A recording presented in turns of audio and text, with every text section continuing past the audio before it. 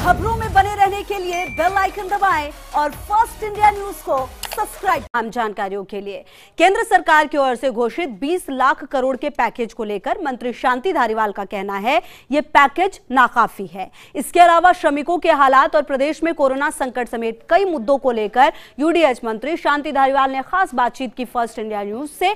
सुनिए आप भी क्या कुछ कहा उन्होंने हमारे सहयोगी अभिषेक श्रीवास्तव से बातचीत में। हमारे साथ है प्रदेश के नगरीय विकास, आवासन एवं स्वायत्त शासन मंत्री शांति धारीवाल। इनसे हम आज बात करेंगे कोरोना महामारी से जुड़े विभिन्न मुद्दों को लेकर। सर, सबसे पहले ये बात कि केंद्र सरकार ने जो 20 लाख करोड़ का पैकेज घोषित किया है, इससे क्या आपको लगता है कि देश की अर्थव्यवस्था को मजबूती मिलेगी? जबकि जो पश्चिम बंगाल की मुख्यमंत्री ममता बनर्जी है वो इसे बिग जीरो बता चुकी हैं। जो 20 लाख करोड़ रुपए का जो पैकेज बता रहे हैं उसमें से 90% तो बैंकों का लोन है। मिल क्या रहा है आदमी को? जो नीडी है, जिसको पैसा चाहिए ताकि वो पैसा खर्च करके जो है मांग के अनुसार जो है बाज़ार में जाकर के कुछ खरीदारी करे, वो खरीदारी करेगा तभी जाकर के जो है बाज़ार का माल बिकेगा। उसको क्या मिला? उसको तो कुछ नहीं मिला। गरीब आदमी को ज़्यादा से ज़्यादा दिया है तो उन्होंने 5 किलो गेहूँ दिया है और 1 किलो दाल देने की बात करी है। बाकी इसके अलावा तो कुछ नहीं है। अब जैसे मिसाल के तौर पर उन्होंने कह दिया कि किसान जो है वो अपना माल कहीं पर भी बेच सकता है। अरे ट्रांसपोर्ट कहाँ है उसके पास माल बेचने के लिए, दूसरी जगह जाने के लिए?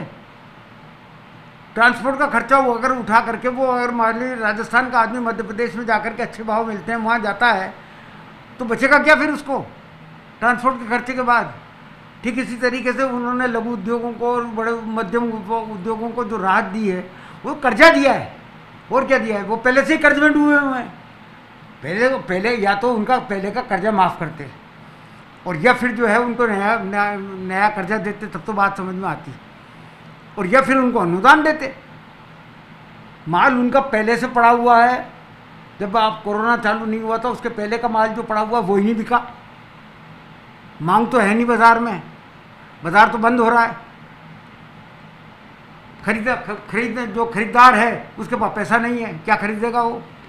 सर, जीएसटी सहित जीएसटी काउंसिल में आप राजस्थान का प्रतिनिधित्व करते हैं केंद्र में जाके, तो क्या लगता है कि आपको केंद्र को क्या आर्थिक सहायता राज्य को करनी चाहिए? ये जीएसटी का टोटल कंफ्यूजन है।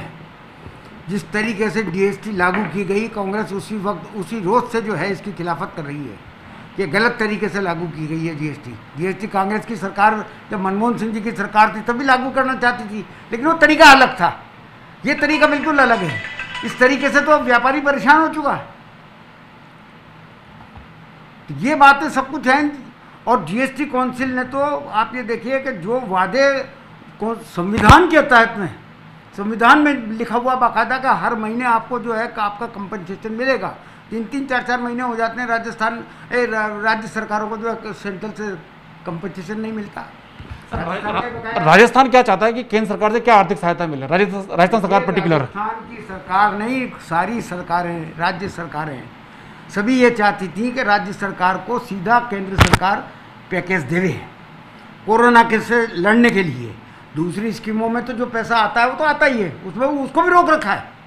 जो सेंट्रल स्पॉन्सर्ड स्कीम्स हैं जिसमें राजस्थान सरकार का भी शेयर होता है और केंद्र सरकार का भी शेयर होता है, उसमें भी जो शेयर जितना पैसा आना चाहिए था उनको भी रोक रखा है। जैसे अमृत की योजना है, अब अमृत में जितना पैसा चाहिए वो रोक रखा है। कई इस तरीके की कई योजनाएं हैं। तो असल बात क्या है कि जो चूँकि कोरोना की से जंग लड़ने के लिए राज्य सरकार को जिस प्रकार का पैकेज मिलना चाहिए था कुछ नहीं मिला। सर, देश भर में आपने भी देखा कि जो श्रमिक हैं अपने परिवार सहित सैकड़ों किलोमीटर पैदल जा रहे हैं, कोई साइकिल से जा रहा है। तो ये जो पूरे तमाम हालत, हालांकि राजस्थान सरकार ने ये अब जिम्मेदारी दी है जिला प्रशासन के अधिकारियों की कोई पैदल नहीं चले, लेकिन ये जो तमाम हालात है इसके लिए आप किसको जिम्मेदार मानते हैं? सरकार ही नहीं, ये तो राजस्थान के मुख्यमंत्री थे अशोक गहलोत, जिन्होंने सबसे पहले जैसे कोटा के छात्रों को चालू किया था। कोटा में जो कोचिंग के छात्र थे हज़ारों की तादाद में, 45,000 लड़कों को, उनको अपने अपने शहर में अपने अपने राज्यों में भेजना चालू किया था। जो मोटे तौर पर तो वो जो केंद्र की गाइडलाइन थी उसके खिलाफ थी, क्योंकि केंद्र में तो प्रधानमंत्री ने बोल दिया था कि जो जहाँ है वहाँ रहे, लेकिन रह नहीं सकते थे वो बच्चे। तो मुख्यमंत्री जी ने तो पहल करते हुए जो है दूसरे सरकारों से बात भी करी, दूसरी सरकारों के मुख्यमंत्रियों को राजी भी किया, और किसी तरीके से उनको कुछ राजी भी हुए, कुछ नहीं भी हुए, बिहार के नहीं हुए जैसे राजी, तो वहाँ पर भेजने की व्यवस्था करी। उनसे भी कुछ व्हीकल्स आई, हमारे यहाँ से भी कुछ व्हीकल्स उनको पहुँचाने गई। तो ये क्या, और रेल के लिए भी जहाँ तक सवाल है ना, तो रेल के लिए भी आवाज़ सबसे पहले अशोक गहलोत ने उठाई थी कि रेल चालू करो, ताकि ये जो माइग्रेंट लेबर है इनको पहुँचाना चालू करो।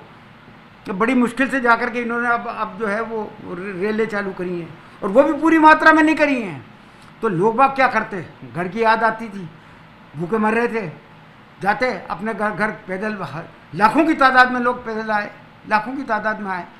लेकिन राजस्थान सरकार ने तो ये व्यवस्था करी है कि कोई आदमी पैदल नहीं चलेगा। अगर चलता है पैदल तो मुख्यमंत्री जी ने साफ साफ इंस्ट्रक्शन दिए हैं कि वहाँ का SDO, SDM जो है और डिप्टी DYSP वहाँ का वो जिम्मेदार होगा। सर, पिछले दिनों सीएम की VC हुई और भाजपा जैसे पहले भी आरोप लगाती रही है, VC के दौरान भी आरोप लगाया कि साहब राशन किट के मामले में, वितरण में भेदभाव कह रहा है, और उसका आपने बखूबी जवाब भी दिया VC में। शायद उनके पास अलावा आलोचना के और कुछ नहीं है। ये वक्त है क्या आलोचना का? अरे ये तो आपस में कोऑपरेट करके चलना चाहिए। आप और हम मिलकर के ही तो क्या नाम प्रदेश को बनाएंगे, देश को बनाएंगे भाई। हाँ, मिलकर के तो बनेगा ना देश। लेकिन रोज देखते हैं वो तीनों चारों व्यक्ति ऐसे हैं भाजपा के जिनके रोज आलोचनात्मक जो है वो समाचार पत्रों में लेख आते हैं, रोज आते हैं, कोई ना कोई कमी निकाल कर कहते हैं, और कुछ आरोप नहीं मिलता तो ये आरोप लगा देते हैं कि साहब जितने भी किट बढ़ते हैं खाद्य सामग्री के वो सिर्फ कांग्रेसियों को दिए जा रहे हैं। ये भी कोई बात है क्या? अरे कोई अगर मान लीजिए सरकारी आदमी जाकर के बांटेगा तो उसको क्या चेहरे पे लिखा हुआ आदमी के जिसको बांट रहा हूँ वो काम बीजेपी का है इसलिए नहीं दूंगा, कांग्रेस का इसलिए दूंगा। सर, लॉकडाउन का कल से चौथा चरण जो है शुरू हो रहा है, आपको क्या लगता है कि क्या क्या और रियायतें दी जानी चाहिए? कि साहब ऐसा है कि धीरे धीरे लॉकडाउन को तो खोलना पड़ेगा। अब कम से कम इतना तो हो गया कि पहले अगर एक मोहल्ले में कोई पॉजिटिव मिलता था तो पूरे मोहल्ले को जो है वो कर्फ्यू लगा दिया जाता था। लेकिन अब उसको हटा करके ये किया है कि जिस गली में जिस स्ट्रीट में जो है वो पॉजिटिव मिलता है तो सिर्फ उसको सील किया जाता है। तो इतना रिलीफ हो गया।